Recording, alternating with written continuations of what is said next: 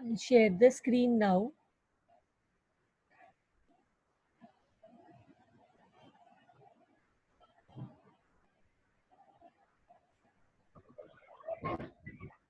Yes. Now, last lecture, I've already given you the introduction of my subject. recording चालू है. No talking. Keep your phone on mute. See, the chapter which I will be taking is Financial Accounting 5. I have discussed with you all the... Wait, let me start the slideshow. I have already discussed with you all the syllabus, and we have started with the first chapter, that is the internal reconstruction. Now, the word itself can be read, that is internal reconstruction. We can make out from the word internal means within, and reconstruction means to construct again. तो यहाँ पे internal reconstruction में क्या होता है, जो existing company है वो दोबारा से फॉर्म होती है. यहाँ पे जो कंपनी के स्टेक होल्डर्स है, the ones who are having interest in the company, some और the other interest like the bankers, shareholders, creditors are ready to make certain sacrifice, and the company with the same stakeholders is formed again. And the reason for this formation is the losses made by the company year after year. अगर एक साल loss होता है तो फिर भी समझ सकते हैं, लेकिन ये कंपनी को इंटरनल रिकंस्ट्रक्शन में ईयर आफ्टर ईयर लॉसेस होता रहता है. तो अगर लॉस होते रहेगा ऐसे, तो कंपनी के पास एक ही ऑप्शन बचा रहेगा, वो है कंपनी को बंद करना. और अगर कंपनी बंद हो गई, the company gets close down, then no one will get anything. तो ऐसे सिचुएशन में the stake holders of the company, all of them mutually agree to make certain sacrifice, and this is with the help of the court. Legally ये internal reconstruction का procedure start होता है, जिससे every one are ready to make certain sacrifice. जहाँ पे 10 रुपए का share है, for example, the share holder से we are ready to take a share, we are ready to take 5 rupees. आप 10 के बदले में हमें सिर्फ 5 दो, हमें चलेगा, क्योंकि अगर कंपनी बंद होगी तो पूरा 10 नहीं मिलेगा. यहाँ पे 10 के बदले में 5 मिल रहा, तो वो it is wise decision to take that amount which you are going getting. Instead अगर ज्यादा जिद किया तो कुछ भी, अगर कंपनी बंद हो गई तो कुछ भी नहीं मिलेगा. In this way, and I have also discussed about capital reduction. Capital, ये चैप्टर में हम एक स्पेशल अकाउंट क्रिएट करते हैं जिसको बोलते हैं कैपिटल रिडक्शन. कैपिटल रिडक्शन एक नॉमिनल अकाउंट है, और नॉमिनल अकाउंट का रूल आपको पता है, debit all expenses and losses and credit all incomes and gain. यहाँ पे कंपनी के पॉइंट ऑफ व्यू से सोचना है. अगर कंपनी को प्रॉफिट हुआ तो कैपिटल रिडक्शन को क्रेडिट करेंगे, अगर कंपनी को लॉस हुआ तो कैपिटल रिडक्शन को डेबिट करेंगे. Now, the last slide which we had discussed in the last lecture was this is the basic of this chapter. ये chapter is a journal entry based chapter, और journal entry में आपको ये चीज समझना बहुत important है, और आज हम लोग journal entry discuss करेंगे. तो journal entry समझने के लिए सबसे पहले आपको ये मालूम होना चाहिए कि balance sheet is a statement which we are learning from our 11th standard. Balance sheet is a statement which consists of asset and liabilities. Asset को हम मानते हैं कि डेबिट बैलेंस है, और असेट जब इंक्रीज होता है तो हम फर्दर डेबिट करते हैं, और लाइबिलिटी को हम मानते हैं कि लाइबिलिटी क्रेडिट बैलेंस है, लाइबिलिटी इंक्रीज होता है तो हम क्रेडिट करते हैं. सेम वे असेट अगर कम होता है तो डेबिट का ऑपोजिट क्रेडिट करते हैं, और सेम वे लाइबिलिटी अगर कम होता है तो हम डेबिट करते हैं. ये है ना. और आज हम लोग जर्नल एंट्री डिस्कस करने वाले, तो I would request you all कि आप एक बुक लेके बैठो, और जैसे मैं यहाँ पे डिस्कस कर रही हूँ आप उसको नोट डाउन करो. This will be good for you कि आप लोग बेटर अंडरस्टैंड कर सकते हो. और यहाँ पे देखो, बैलेंस शीट का जो असेट लाइबिलिटी कंसेप्ट है ये इम्पोर्टेंट है. और एक और इम्पोर्टेंट कंसेप्ट है जर्नल एंट्री में, वो है प्रॉफिट लॉस. प्रॉफिट लॉस, अगर देखो यहाँ पे इंटरनल रिकंस्ट्रक्शन में कभी भी प्रॉफिट या लॉस होता है तो हम कैपिटल रिडक्शन अकाउंट को इफेक्ट देते हैं. Profit means capital reduction credit, loss मतलब कैपिटल रिडक्शन डेबिट. और असेट है, असेट ज्यादा होगा तो डेबिट करेंगे, असेट कम होगा तो क्रेडिट करेंगे, लाइबिलिटी ज्यादा होगा तो क्रेडिट करेंगे, लाइबिलिटी कम होगा तो डेबिट करेंगे. With this note let us start with the journal entries. Journal entry में let us look towards the first journal entry. तो ये जो पहला जर्नल एंट्री है, what is it, let us read it out. For reduction in the value of equity share capital. Now reduction in the value मतलब equity share capital क्या हो रहा है, रिड्यूस हो रहा है. इक्विटी शेयर कैपिटल का वैल्यू रिड्यूस हो रहा है, कम हो रहा है. और यहाँ पे क्या बोला गया है, face value changed. Face value क्या होता है, face value is the printed value of the share, and here they are saying that the face value is getting changed. Face value change हो रहा है मतलब यहाँ पे नया शेयर्स क्रिएट हो रहा है. तो इंटरनल रिकंस्ट्रक्शन में एक सिचुएशन में इक्विटी शेयर होल्डर्स क्या बोलते हैं कि हम रेडी है सैक्रिफाइस करने के लिए. हमारे अभी फिलहाल एग्जिस्टिंग शेयर्स 10 रुपए के हैं, इसको सैक्रिफाइस करके, इसको कैंसिल करके हम नए शेयर 6 रुपीज का एक्सेप्ट करने के लिए रेडी है. तो ऐसे सिचुएशन में क्या होता है, जो ओल्ड शेयर्स है वो कैंसिल हो जाता है और जो न्यू शेयर्स है वो क्रिएट होता है. अब कंपनी को इसमें क्या फायदा या नुकसान है, कंपनी को यहाँ पे क्या फायदा एक्चुअली यहाँ पे कि जो ओल्ड शेयर्स था वो कैंसिल हो गया.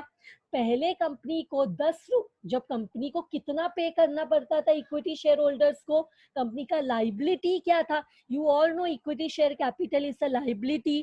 पहले लाइबिलिटी था 10 रुपीज पर शेयर, अब उसको कैंसिल करके लाइबिलिटी को कर दिया 6 रुपीज पर शेयर.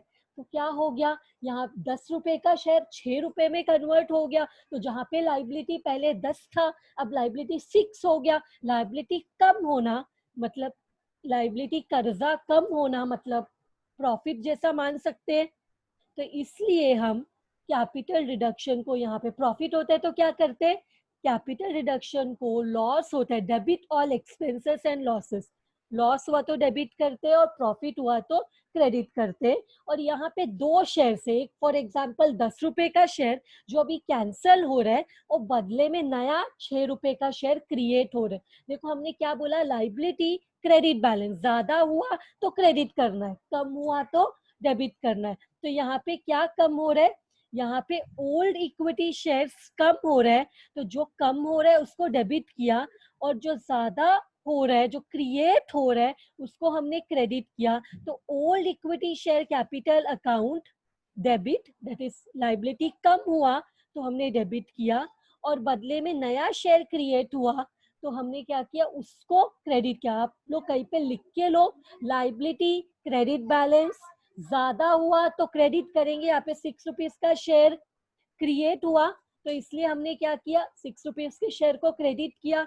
और यहाँ पे कौन सा शेयर कैंसिल हो रहा है, 10 रुपए का शेयर कैंसिल हो रहा है. लाइबिलिटी कैंसिल होना मतलब कम होना, तो लाइबिलिटी को हमने क्या किया, जो कम हुआ उसको डेबिट किया, जो क्रिएट हुआ उसको हमने क्रेडिट किया. और प्रॉफिट को कौन से अकाउंट में दिखाते, कैपिटल रिडक्शन अकाउंट में दिखाते. और प्रॉफिट फॉर एग्जांपल 10 रुपए का शेयर क्रिएट कैंसिल होके 6 रुपए का शेयर क्रिएट हुआ तो 4 रुपीज का प्रॉफिट हुआ. तो इसको हमने बोल दिया, क्या 4 रुपीज के प्रॉफिट को हमने बोल दिया capital reduction account.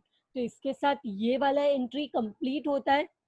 I assume आपको ये समझा है. इसके साथ में इसका लेक्चर खत्म होने के बाद में इसका रिकॉर्डिंग भी आपको दूंगी ताकि you can again re-go to the explanation given by me, and if at all you have any doubt you can message me, or next lecture you can ask. अभी भी आपको अगर कोई डाउट है तो आप चैट बॉक्स में मुझे वो डाउट छोड़ दो ताकि बाद में after the lecture I will clear the doubt. इसके बाद what is the next journal entry for reduction in the 1 minute, for reduction in the value of equity share capital for reduction in the value of equity share capital बोला गया है।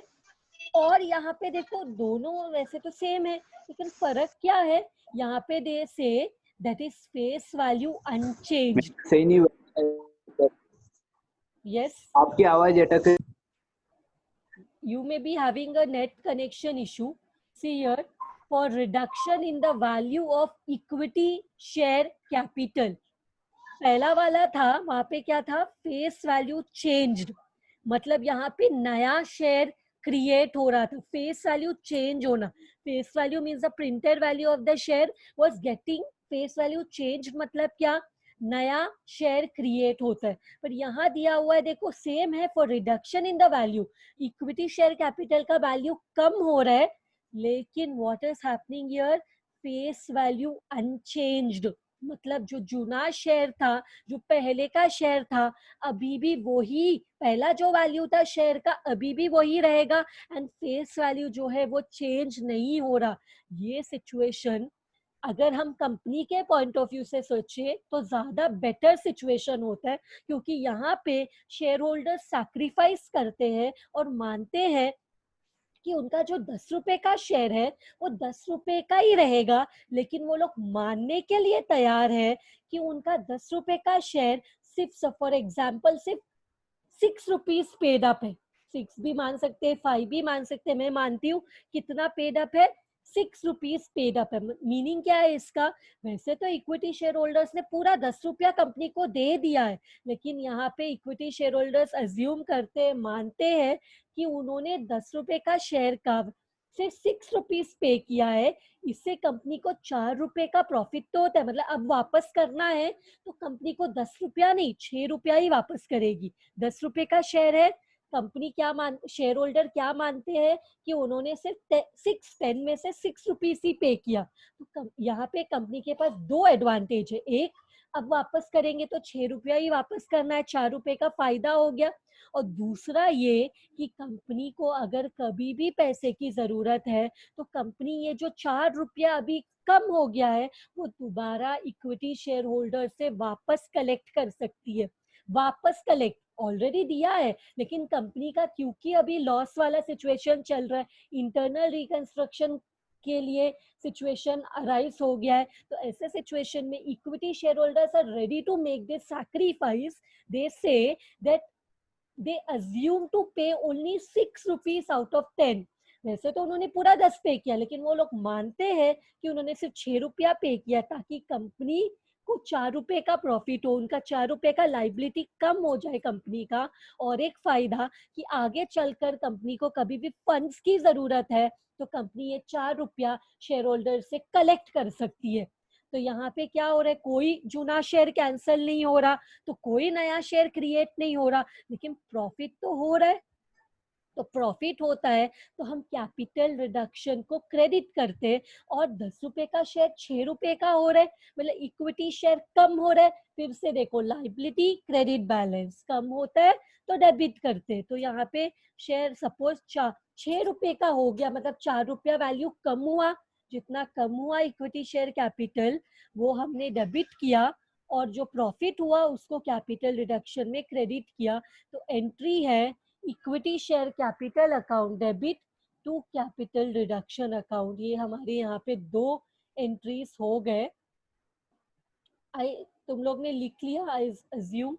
तो इसके बाद हम लोग पहुंचते नेक्स्ट जर्नल एंट्रीज पे। तो इसमें what is the next entry which we will be discussing now, for reduction in the value of preference share capital. इससे पहले इक्विटी शेयर्स का देखा, अब हम लोग एंट्री में किसका कौन से शेयर्स का वैल्यू रिडक्शन होगा, for reduction in the value of preference share capital. तो प्रेफरेंस शेयर कैपिटल भी लाइबिलिटी है, प्रेफरेंस शेयर कैपिटल लाइबिलिटी है, लाइबिलिटी कम हो रहा है, रिड्यूस हो रहा है, तो ऑब्वियसली कंपनी के लिए प्रॉफिट है, वैल्यू रिड्यूस हो रहा है। तो यहाँ पे भी क्या होता है, सपोज फॉर एग्जाम्पल एक शेयर कुछ भी नहीं हुआ है, फेस वैल्यू चेंज अनचेंज कुछ नहीं दिया है, तो हम मानेंगे फेस वैल्यू चेंज हो गया है, और नया प्रेफरेंस शेयर क्रिएट हो गया है। फॉर एग्जाम्पल जूना शेयर 100 रुपए का था, उसके बदले में नया शेयर 60 रुपीज का क्रिएट हुआ। मतलब पहले कंपनी को अगर पैसा चुकाना पड़ता तो एक शेयर के पीछे 100 रुपया देना पड़ता, लेकिन अब क्योंकि नया शेयर क्रिएट हो गया है तो इसके लिए कंपनी क्या करेगी, 100 रुपए के बदले में अभी कितना पे करना है, सिर्फ 60 रुपीज। तो क्या हो रहा है, 40 रुपीज का प्रॉफिट हो रहा है। तो let us see the entry year, old preference share capital account debit 100 rupees. मतलब क्या हुआ, जो 100 रुपए का शेयर था पहले वाले वो कैंसल हो गए। लाइबिलिटी क्रेडिट बैलेंस कम होता है तो डेबिट करते हैं, और नया शेयर प्रेफरेंस शेयर क्रिएट हो गया तो नया क्रिएट हुआ, लाइबिलिटी है, क्रिएट होता है, ज्यादा होता है तो क्रेडिट करते हैं। और प्रॉफिट लॉस तो के सिचुएशन में हम कैपिटल रिडक्शन को इफेक्ट देते हैं। तो कैपिटल रिडक्शन 100 का शेयर 60 का हो गया, तो कितना लाइबिलिटी कितना कम हुआ, 40। चूंकि लाइबिलिटी कम होना प्रॉफिट है तो to capital reduction 40। This is the third journal entry. इसके बाद what is the next entry? For reduction in the value of debenture capital, similar to preference share। अब डिबेंचर के बारे में हम डील करेंगे। यहाँ पे भी डिबेंचर होल्डर्स ने भी क्या किया, बोलते कि उनका वैल्यू रिडक्शन हो रहा है। जो डिबेंचर होल्डर्स हैं उनके डिबेंचर का वैल्यू वो लोग मानने के लिए तैयार है, कम करने के लिए तैयार है, सैक्रिफाइस देने के लिए तैयार है। तो वो लोग भी, उनका नॉर्मली डिबेंचर अज्यूम करते हैं 100 रुपीज का होता है। तो डिबेंचर होल्डर्स क्या बोलते हैं, चलो हमें 100 रुपीज में हमें नया डिबेंचर इशू कर दो 60 रुपीज का। तो इससे क्या होगा, जो लाइबिलिटी पहले 100 रुपीज का था अब 60 का हो गया। तो जो ओल्ड लाइबिलिटी था, जो पहला डिबेंचर था वो तो कम हो गया, लाइबिलिटी कम हो गया। ओल्ड डिबेंचर से प्रेफरेंस शेयर के बदले में अब यहाँ पे डिबेंचर लिख रहे, तो old debenture capital account debit 100, और बदले में क्या क्रिएट हो रहा है, नया डिबेंचर क्रिएट हो रहा है। तो to new debenture capital account 60, to profit हो रहा है क्योंकि लाइबिलिटी कम हो गया, to capital reduction account 40।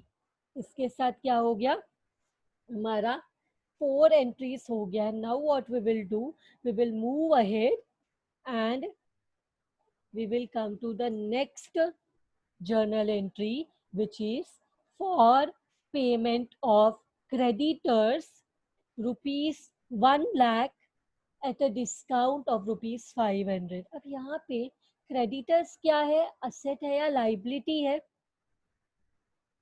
Creditors is a liability, correct. अब लाइबिलिटी है क्रेडिटर्स का, उसको पे करने जा रहे। For payment of creditors rupees 1 lakh at a discount of rupees 500। Can anyone tell me, यहाँ पे प्रॉफिट हो रहा है या लॉस हो रहा है, क्या हो रहा है, 1 लाख का क्रेडिटर्स है, 500 के डिस्काउंट में पे कर रहे, तो ये प्रॉफिट है कि लॉस है, इसे लॉस है मैम। ये लॉस है। एक minute, mute your audio, I answer this question. So आपको कितना पे करना, आप देखो लाइबिलिटी जो आप पे कर रहे हो वो तो आपको पे ही करना है। आप लाइबिलिटी पे करोगे तो आपका प्रॉफिट लॉस नहीं, जो आपका हक आपको पैसा पे करना है, म्यूट आपका ऑडियो म्यूट करो, वो हक का पैसा आपको पे करना है वो तो आपको करना ही है, there is no doubt. But यहाँ पे प्रॉफिट है ma'am, profit. yes profit। now mute your audio, I'll explain। Audio सब लोग म्यूट करो, नहीं तो बाकी लोगों को सुनने को नहीं होगा। Mute your audio everyone. Ma'am profit ही होगा। हाँ हाँ, अभी लेकिन ऑडियो म्यूट करो ताकि मैं एक्सप्लेन कर सकूं। पेमेंट ऑफ क्रेडिटर्स, हमने क्या किया, हमारे 1 लाख के क्रेडिटर्स है, लाइबिलिटी, क्रेडिटर्स मीन्स लाइबिलिटी, उसको जहाँ पे हमें 1 लाख पे करना था वहां पे हमने 500 रुपया कम पे किया, मतलब हमने 99,500 सिर्फ पे किया। तो यहाँ पे हमें प्रॉफिट हो गया, हमें 1 लाख पे करना था और हमने कितना पे किया, हमने 500 कम पे किया। तो 1 लाख माइनस 500 मतलब हमने कितना पे किया, 99,500 500, दिस इज अ प्रॉफिट। अगर आप सिर्फ क्रेडिटर्स पे करते हैं ना, फॉर एग्जाम्पल आपने क्या किया, 1 लाख का सिर्फ क्रेडिटर्स पे किया, यहाँ पे डिस्काउंट के बारे में कुछ भी नहीं बोला है, तो यहाँ पे ना प्रॉफिट होता ना लॉस होता। आपका जो आपने जो उधार लिया है वो उधार आप चुका दोगे तो ये प्रॉफिट लॉस नहीं है, तो आपको चुकाना ही है। क्रेडिटर्स मतलब क्या, you have taken loan from them, आपने उन लोगों से क्या लिया, उधार लिया है, वही उधार आप चुका रहे हो। अब यहाँ पे क्रेडिटर्स ने क्या सोचा कि अगर हम थोड़ा डिस्काउंट दे देंगे तो ये लोग हमें जल्दी पैसा दे पे कर देंगे, तो चलो इनको थोड़ा डिस्काउंट दे देते, तो हमें 500 का प्रॉफिट हुआ। अगर हमें ये डिस्काउंट हटा दे, सिर्फ ऐसा होता फॉर पेमेंट ऑफ क्रेडिटर्स, तो क्या होता, लायबिलिटी कम होता। और पैसे कैसे पे करते क्रेडिटर्स को, जब हम क्रेडिटर्स को पे करते हैं तो our cash bank goes out, cash और cheque will go out. Cash bank asset है, असेट डेबिट बैलेंस है, लेकिन जब असेट को पे करेंगे, कैश पे करेंगे, तो कैश कम होगा, असेट डेबिट बैलेंस कम होता है तो क्रेडिट करते। और यहाँ पे क्योंकि प्रॉफिट भी हुआ है, प्रॉफिट होने दो लॉस होने दो, हमेशा कैपिटल रिडक्शन अकाउंट को इफेक्ट देना। अगर प्रॉफिट लॉस कुछ भी नहीं है ना तो कैपिटल रिडक्शन अकाउंट नहीं आएगा, लेकिन अगर प्रॉफिट हो रहा है तो कैपिटल रिडक्शन को क्रेडिट करना, लॉस हो रहा है तो कैपिटल रिडक्शन को डेबिट करना है। तो इसके साथ let us see the journal entry. Journal entry में देखो क्रेडिटर्स लाइबिलिटी है, लाइबिलिटी क्रेडिट बैलेंस है, पर यहाँ पे लाइबिलिटी पे कर रहे, रीपे कर रहे, तो इसके लिए लाइबिलिटी कम हुआ, क्रेडिटर्स कम हुआ। लेकिन हम पैसा कितना बाहर जा रहे हैं, हम कितना 500 रुपीज के डिस्काउंट में पे कर रहे हैं, मतलब हमारा पैसा बाहर जा रहा है। Credit was what goes out बोल सकते हैं, तो असेट है, कम हो रहा है, असेट डेबिट बैलेंस कम होता है तो क्रेडिट करते हैं, कैश पे करने से हमारा कैश कम हो जाएगा। टू कैश बैंक 99,500 एंड इसके बाद टू कैपिटल रिडक्शन प्रॉफिट 500। तो यहाँ पे एंट्री क्या हुआ, creditors account debit 1 lakh, to cash bank account 99,500, to capital reduction 500। इसके बाद now let us come to the next journal entry which is for arrears of cumulative preference dividend paid। तो यहाँ पे ये एंट्री एक्सप्लेन करने से पहले I would like to explain you all about cumulative preference shares. Now what is this cumulative preference shares? These are one of the types of preference shares जिसका special feature या preference shares क्या होता है, जिनको preference होता है capital के ऊपर और डिविडेंड के ऊपर from the equity share holders. अब ये इस प्रेफरेंस शेयर्स का एक टाइप होता है क्यूमुलेटिव प्रेफरेंस शेयर्स। और क्यूमुलेटिव प्रेफरेंस शेयर्स में ऐसा होता है कि नॉर्मली देखो कंपनी कब डिविडेंड पे करती है, जब प्रॉफिट होता है। अगर और ये इंटरनल रिकंस्ट्रक्शन चैप्टर में मैंने आपको बताया, ये तो होता ही है बिकॉज कंपनी को प्रॉफिट नहीं लॉस हो रहा है।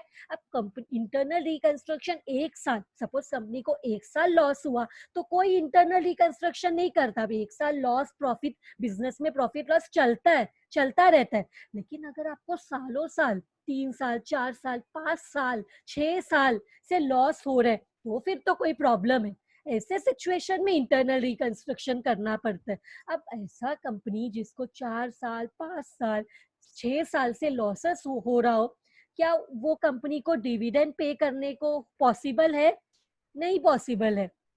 और क्यूमुलेटिव प्रेफरेंस शेयर होल्डर्स के साथ क्या होता है कि अगर कोई साल कंपनी डिविडेंड पे नहीं करती तो उनको स्पेशल फीचर है कि उनका डिविडेंड जमा हो जाता है। मतलब सपोज एक साल का डिविडेंड 10,000 है, इस साल कंपनी ने पे नहीं किया, तो नेक्स्ट ईयर जब कंपनी डिविडेंड पे करेगी तो कंपनी क्या कर सकती है, जो पिछले साल 10,000 का डिविडेंड नहीं पे किया था वो डिविडेंड भी पे कर सकती है।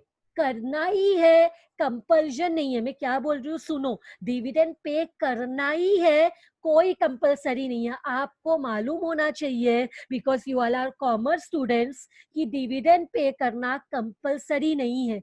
डिविडेंड पे करना कोई कंपलसरी नहीं है, कंपनी का मर्जी है। कंपनी अगर प्रॉफिट होने पे भी डिविडेंड नहीं देना चाहती तो नहीं दे सकती है। क्यों? क्योंकि कोई डिविडेंड पे करना कंपलसरी नहीं है और कोई भी शेयर होल्डर कंपनी को क्वेश्चन नहीं कर सकता क्यों डिविडेंड नहीं दिया, कंपनी का कोई रीजन होगा डिविडेंड नहीं देने का, क्योंकि डिविडेंड पे करना कंपलसरी नहीं है। अनलाइक इंटरेस्ट, आप किसी से लोन लेते हो तो इंटरेस्ट पे करना एकदम कंपलसरी है, आपको करना ही है, नहीं करोगे ना तो एक्रूड इंटरेस्ट करके वो हमारे लाइबिलिटी साइड में शो करना पड़ता है हमको। लेकिन कभी आपने देखा एक्रूड डिविडेंड करके कुछ लाइबिलिटी साइड में? ऐसा कुछ नहीं होता। डिविडेंड पे करना कोई कंपलसरी नहीं है, डिविडेंड पे करना है तो करो, नहीं करना है तो मत करो। तो फर्स्ट ईयर लॉस हुआ तो सेकेंड ईयर प्रॉफिट होने पे कंपनी के पास ये ऑप्शन है कि वो पिछले इन शेयर होल्डर्स को, क्यूमुलेटिव प्रेफरेंस शेयर होल्डर्स को पिछले साल का डिविडेंड भी पे कर सकती है, अगर उनको करना है डिविडेंड पे तो ही, कुछ भी कंपलसरी नहीं है। तो यहाँ पे देखो क्या हुआ। अब बताओ मुझे, अब डिविडेंड पे कर रही है तो पे तो करना है। तुम लोगों को मैंने क्रेडिटर्स में बताया पे करने में कुछ प्रॉफिट लॉस नहीं होता, पे जो आपका लाइबिलिटी है वो तो आपको पे करना ही है। बट क्या प्रेफरेंस डिविडेंड पे करना कोई लाइबिलिटी है? क्या वो कंपलसरी है प्रेफरेंस डिविडेंड पे करना? नहीं, प्रेफरेंस डिविडेंड पे करना कोई कंपलसरी नहीं है। आप चाहिए तो मत पे करो, कंपनी का मर्जी है। फिर भी आपको कंपलसरी नहीं होने पे भी आपने पे किया तो ये कंपनी को लॉस हुआ है। और लॉस होने पे क्या होता है, कैपिटल रिडक्शन को हम डेबिट करते। समझा दो एंट्रीज में क्या डिफरेंस है? क्रेडिटर्स को पे करना कंपलसरी है, क्यों? क्रेडिटर्स हमारे लाइबिलिटी साइड में आ गया और हमारा ऑब्लिगेशन, हमारे लिए वो कंपलसरी है कि हम उनको पे करो। और अगर कम पे किया तो प्रॉफिट, ज्यादा पे किया तो लॉस होगा।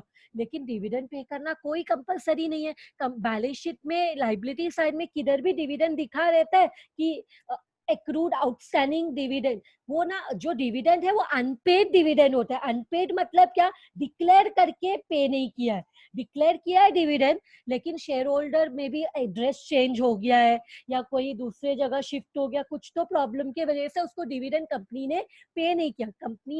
कंपनी पे करना चाहती है पर वही ट्रेसेबल नहीं है। हमने प्रेफरेंस शेयर्स में किया है, the person is not traceable, वो डिफरेंस है। पर ये क्यूमुलेटिव प्रेफरेंस डिविडेंड जो है पे करना कुछ भी कंपलसरी नहीं है। लॉस मेकिंग कंपनी क्यों डिविडेंड पे करे? नहीं करे तो भी चलेगा, फिर भी आप लोग पे कर रहे हो तो आपको लॉस हो रहा है। तो इसका क्या एंट्री है? Capital reduction account debit to cash bank account.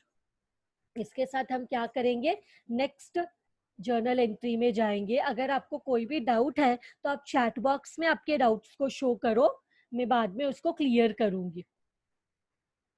Now let us discuss the next journal entry for payment. जैसे मैंने आपके साथ डिस्कस भी किया, for payment of creditors ₹1,00,000, creditors को पे किया 1,00,000। अब यहाँ पे कुछ प्रॉफिट लॉस है क्या? क्रेडिटर्स को तो पे करना ही था जो आपने किया, तो क्या होगा, लाइबिलिटी कम होगा और पे करते वक्त क्या बाहर जाएगा, कैश बैंक। तो एंट्री क्या है, creditors account debit 1,00,000 to cash bank account 1,00,000। यहाँ पे कोई प्रॉफिट भी नहीं है और कोई लॉस भी नहीं है, तो नो प्रॉफिट या लॉस नहीं होगा तो कैपिटल रिडक्शन आएगा ही नहीं। प्रॉफिट लॉस होता है तो ही कैपिटल रिडक्शन आता है, नहीं तो कैपिटल रिडक्शन नहीं आता। इसके बाद हम लोग नेक्स्ट वाला जर्नल एंट्री डिस्कस करते हैं। Cumulative preference dividend of 4 years ₹2,00,000। 4 साल से कितना डिविडेंड जमा हो गया है? Cumulative preference dividend 2,00,000। Normally dividend होता है ना, इस साल में पे नहीं किया तो कैंसिल हो जाता है। लेकिन क्यूमुलेटिव प्रेफरेंस शेयर होल्डर्स का स्पेशल फीचर क्या है, उनको अगर कोई साल डिविडेंड नहीं मिला तो उनका डिविडेंड जमा होने लगता है, पाइल अप होने लगता है, जमा होके रहता है। तो इनको तो 4 साल से डिविडेंड नहीं मिला और वो 4 साल का डिविडेंड कितना है, 2,00,000। तो कंपनी ने क्या डिसाइड किया, कंपनी ने डिसाइड किया, it was decided to half pay only, नहीं इसमें क्या थोड़ा इसमें लिखा है, it was decided to pay only half the amount immediately. एक मिनट, हाँ, लेट मी, वो थोड़ा सेंटेंस में, it was to half to pay to pay it was decided, 1 minute, हाँ, ये हो गया, ये हो गया.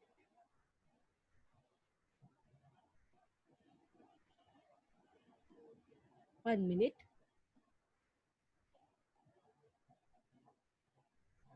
It was decided to pay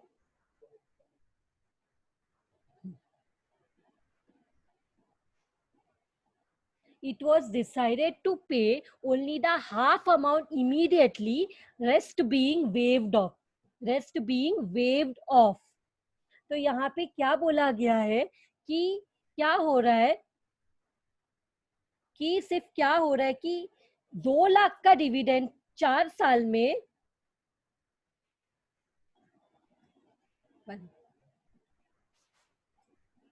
spelling mistakes हो गया है. Now again I come to this. Cumulative preference dividend 4 years का है 2 lakh और it was decided to pay only the half amount immediately, remaining being waived off. क्या हो रहा है, बाकी का जो डिविडेंड है वो वेव्ड ऑफ हो रहा है. ये वाला वर्ड को देखो, वेव्ड ऑफ. वेव्ड ऑफ का मीनिंग क्या होता है? वेव्ड ऑफ मतलब उसको सैक्रिफाइस कर रहे. तो यहाँ पे बताओ 2 लाख का डिविडेंड 4 साल में जमा हुआ है, लेकिन कंपनी कितना पे करेगी? आधा पे करेगी और बाकी का कैंसल करेगी, बाकी का पे नहीं करेगी. तो तुम लोग बताओ ये प्रॉफिट है या लॉस है? इसका आंसर मुझे तुम लोग से चाहिए. 2 लाख का डिविडेंड है, 2 लाख का डिविडेंड है, लेकिन कंपनी क्या डिसाइड करती है? सिर्फ आधा पे करेगी, बाकी आधा पे नहीं करेगी, बाकी आधा कैंसल कर रही है. तो ये प्रॉफिट है कि लॉस है? लॉस है. क्या है? कंपनी के लिए प्रॉफिट. कंपनी के लिए प्रॉफिट है. कंपनी के लिए ना ये प्रॉफिट एक्चुअली, अभी म्यूट करो, मैं आंसर बताती हूँ. लॉस है.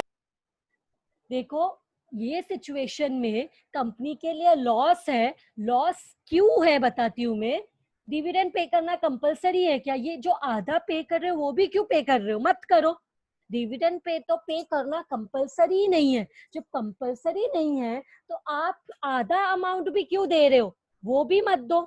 उतना देना भी जरूरी नहीं था, तो आप क्यों दे रहे हो? उतना भी मत दो.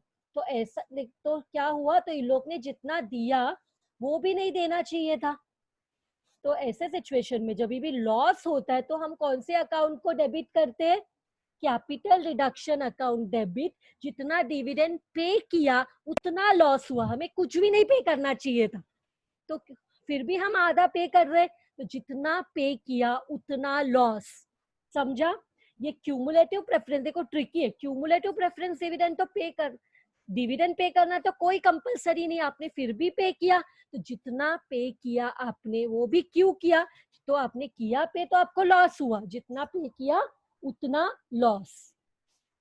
तो इसके बाद 1 मिनट मैं आप लोग, अभी मैं क्या करती हूँ कि ऑलरेडी 40 मिनट्स हो गया है, तो मैं क्या करती हूँ, ये लेक्चर एंड हो सकता है, इसलिए आई एम टेलिंग यू. अभी हम लोग क्या करेंगे, आपका फीडबैक जो कि इम्पोर्टेंट है, अटेंडेंस, उससे आपका रिकॉर्ड होगा. और उसमें एक इम्पोर्टेंट पॉइंट हमने ऐड किया है आज के सेशन में अबाउट द टाइमिंग. अगर आप लोगों को ये टाइमिंग पसंद नहीं है, 1 minute, let me stop sharing the screen. Ma'am 1 minute.